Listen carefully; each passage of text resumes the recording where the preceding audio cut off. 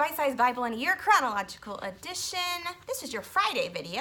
I post videos on Mondays and Fridays now, and my goal is to be done with the video in under 10 minutes. So we're talking about what we read May 20th through 24th, which was one last Psalm, Psalm 83. We read a tiny bit from 1 Chronicles. Mostly what we read was from 2 Chronicles and 1 Kings about Solomon coming into power, starting to judge and rule, and also, most importantly, building the temple. So, what we're seeing of Solomon is him jumping into his calling, stepping onto the road that God had laid out before him. And so when I was looking at him, I noticed he seems to be doing it very well. He's talking to God, God is talking to him, he's obeying God, he's worshiping God, and God seems pleased. So at this point in his life, he's doing great. So when we're starting to think about stepping onto the road that God has paved for us, can we learn some things from Solomon in this point in his life? And I think that, yes, we can. And if you're thinking you don't know what your calling is, that's okay. You don't know what God's will is right now, that's okay. You just gotta wait. He'll show it in his time. Or you may be thinking, I'm in my 70s and I've already done it all. No, you haven't. Because otherwise, why are you still here? God still has stuff for you to do. So if we're going to step out onto that road that God has paved for us, I'm going to give us 10 paving stones that we need to step on as we are walking with God on that road. Things that we need to focus on as we're trying to walk in God's will for us or in God's calling on our lives. Okay, number 1, realize God has gone before you and has prepared you enough. Now, a lot of times we feel like, I can't do that. I can't do that thing that I feel called to do because it seems really big and hard, or I have no idea what to do. That's okay. God has gone before you and he's prepared you enough to start. You're probably not prepared to go the whole distance, but that's okay. He's going to walk with you. He's prepared you enough to start. On page 598 in 2 Chronicles 1:1, it says, Solomon, son of David, took firm control of his kingdom, for the Lord his God was with him and made him very powerful. And then in 1 Chronicles 29, it says that the Lord exalted Solomon in the sight of all of Israel, and he gave Solomon greater royal splendor than any king in Israel before him. So that even includes David. God had prepared Solomon enough to step in, and God has prepared you enough to start also. So number 2, the second thing, the second paving stone we need to step on when we are walking with God, you got to step. You got to step in. You got to do it. You can dream all day long, but if you don't do it, then what are you doing? You got to take that step, and we see Solomon go ahead and start doing that as we read. We're obedient. We don't see Solomon protesting. We just see him stepping in. Number 3, you have to admit your weakness. In 1 Kings 3:7-8, Solomon says, Now, O Lord my God, you have made me king instead of my father David, but I am like a little child who doesn't know his way around. And here I am in the midst of your own chosen people, a nation so great and numerous they cannot be counted. He's going, oh my gosh, I have to lead all these people and I have no idea how to do it. He knew his weakness. But knowing your weakness is actually a strength because you're not ignoring it. You're not trying to stuff it down. You're not trying to hide it. You're going, here's my weakness, God. Help. All right, and so that's number 4. Number 4 is ask God for his strength in that weakness. Solomon's weakness was that he needed some wisdom on how to lead. God stepped in. He was very pleased, it says in the next couple of verses, that he had asked for wisdom because it was very people-focused, right? It was God-centered.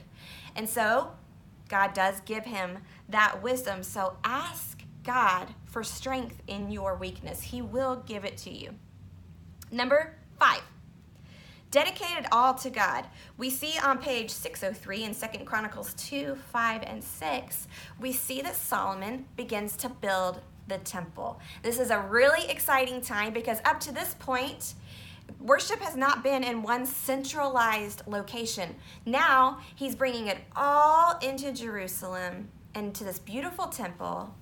And that is super important, right? Because now Solomon is saying, this is what my kingdom is about. It's about God's kingdom. He dedicated it all to God.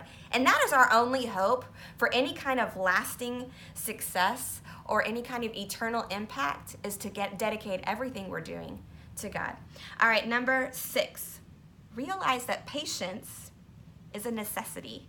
We see in 1 Kings 6:38 that it took 7 years to build the temple. It took some time. He didn't just throw it all up and call it a day. It took time. And us walking with God, us walking out this calling, it's a lifelong deal. Be patient. Things are going to go wrong. You're going to fail at some stuff. It doesn't mean you're a failure. It just means you've learned something. Well, that was not good. Let me do it this way.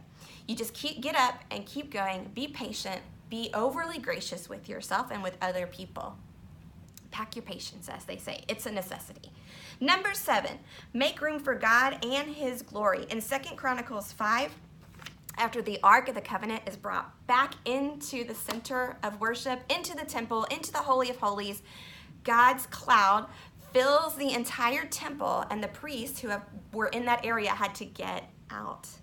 So, sometimes, all the time really, we have got to sacrifice, put on the altar our agenda and our plan, because God does not need our help to glorify himself. He knows how to glorify himself. And a lot of times we just need to get out of the way. And sometimes that means, God, I felt like it was supposed to be this way, but it looks like you're wanting to do something else. Okay, I'm letting you have your way. I'm not going to fight you on this because you know what you're doing. Make room for God and his glory. Number 8, ask for and invite his continual involvement. In 2 Chronicles 6:18 through 21 on page 614. We see, actually, let's read that. 18 through 21 is on page 614. We read a lot this week. I love it. It says, but will God really live, this is Solomon talking, but will God really live on earth among people? Why, even the highest heavens cannot contain you. How much less this temple I have built? Nevertheless, listen to my prayer and my plea, O Lord my God. Hear the cry and the prayer that your servant is making to you. Verse 20, may you watch over this temple day and night, this place where you have said you would put your name. May you always hear the prayers I make toward this place. May you hear the humble and earnest requests from me and your people Israel when we pray toward this place. Yes, hear us from heaven where you live, and when you hear, forgive. So he's inviting him to continually listen, to continually be involved, and we've got to do that too. Like I said, we've got to dedicate everything we're doing, and then we've got to invite God. Lord, just correct me if I'm wrong, guide me, lead me, help me to be obedient. It's a continual asking of him to be involved.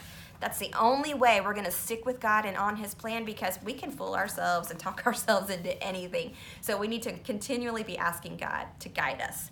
All right, that was number 8. Number 9, celebrate his movement. And celebrate him, we see in 1 Kings 8:54 through 66, they celebrated God and what he had done and what he was doing for 14 straight days. And what that does for us is it keeps our eyes and our focus on God. And we remember the source of everything I need is God. So it relieves the pressure of having to do everything and get it right, because we know that the real source for everything is God, and he's responsible. All we have to do is submit and obey and follow him.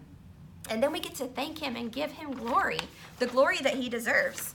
All right, and then, speaking of glory, number 10, that was number 9, right? Yep, number 10. Realize God will always get the glory, but we determine what part we play in that. Look at 1 Kings. This just stopped me in my tracks. 1 Kings 9:4 through 8. It says, this is God talking to Solomon, as for you, if you will follow me with integrity and godliness, as David your father did, obeying all my commands, decrees, and regulations, then I will establish the throne of your dynasty over Israel forever. For I have made this promise to your father David. One of your descendants will always sit on the throne of Israel. But if you or your descendants abandon me and disobey the commandments and decrees I have given you, and if you serve and worship other gods, then I will uproot Israel from this land that I have given them. I will reject this temple that I have made holy to honor my name. I will make Israel an object of mockery and ridicule among the nations. Listen, and though this temple is impressive now, all who pass by will be appalled and will gasp in horror. They will ask, why did the Lord do such terrible things to this land and to this temple? And the answer will be, because his people abandoned the Lord their God and brought their ancestors out of Egypt, and they worshipped other gods instead and bowed down to them. That is why the Lord has brought all these disasters on them. God got the glory both ways, whether they obeyed or they didn't obey. So we have to ask ourselves, what kind of glory, what kind of part do I want to play in God's glory? Do I want to obey him and be part of all the awesome things he's doing? And like help people see him, or do I want to disobey and try to do things my own way, and then God gets the glory anyway because of my failures? So he's going to get the glory anyway. How do you want to give him glory? All right, so Q&E, only 2. Oh, it's 10 minutes exactly. Okay, number 1, ask God to make you content with his preparation of you. You might feel like you're in the preparation phase, and that's great. It's a waiting phase. Ask him to give you patience in the middle of it and content with the process. And then number 2, pick one of those stepping stones that we talked about, one of the 10, and focus on that this weekend. All right, new video on Monday. I will see you then. Have a great weekend. Bye.